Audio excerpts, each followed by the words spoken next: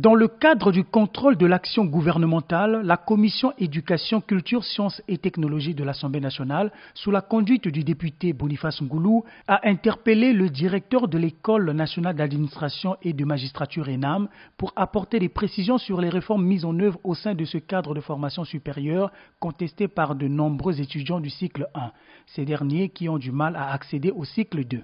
Nous avions, disons, en suspens un cycle qui est le cycle 2 et le passage des étudiants admis en cycle 1, 2 ans et qui voulaient bien s'inscrire en cycle 3 se posait avec acuité et la commission donc a jugé utile de nous écouter pour voir comment on pouvait faire pour remédier à ces difficultés.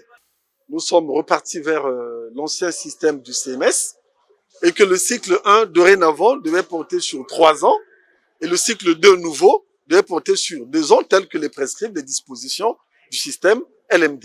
Le même jour, le ministre en charge de la jeunesse et des sports a été aussi entendu par la commission précitée sur la problématique de l'intégration des étudiants finalistes de l'INJES dans la fonction publique. Pour lui, l'État n'est pas en mesure de recruter toutes les catégories socio-professionnelles. La fonction publique ne peut pas recruter tout le monde. Ce n'est pas possible. C'est vrai que nous, les Congolais, on aime le bureau, la cravate, mais non.